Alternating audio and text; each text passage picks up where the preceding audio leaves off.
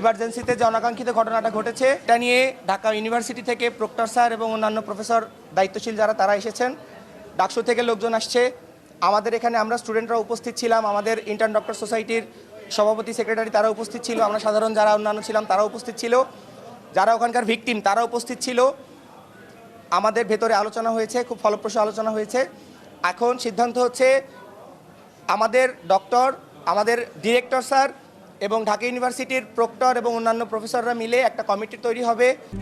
RICL TMX, যুগের পর যুগ স্থাপনা থাকে মজবুত। সেখানে আমাদের স্টুডেন্ট থেকে কিছু প্রতিনিধি থাকবে, তাদের ইউনিভার্সিটি থেকে কিছু প্রতিনিধি থাকবে এবং আমাদের সিসি ক্যামেরার ফুটেজ হাতে রয়েছে। ওইখানে যারা ভিকটিম ছিলেন, যারা ডাক্তার ছিলেন, তাদের হাতে কিছু মোবাইল ফোনে কিছু ফুটেজ রাখা আছে, সেগুলা একত্রিত করা হয়েছে। সবগুলা বিচার বিশ্লেষণ করে তারা 24 ঘন্টার মধ্যে আমাদেরকে ডিসিশন জানাবেন। এই 24 ঘন্টা আমাদের ইমার্জেন্সি সহ আউটডোর অন্যান্য ইনডোর সেবা সমস্ত কিছু চালু থাকবে। 24 ঘন্টার মধ্যে আমরা যদি কোনো আপডেট না পাই, আমরা একটা হার্ডলাইনে যেতে বাধ্য হব। সেটা হতে পারে ইমার্জেন্সি বন্ধ, হতে পারে পুরো হসপিটাল শাটডাউন। ধন্যবাদ।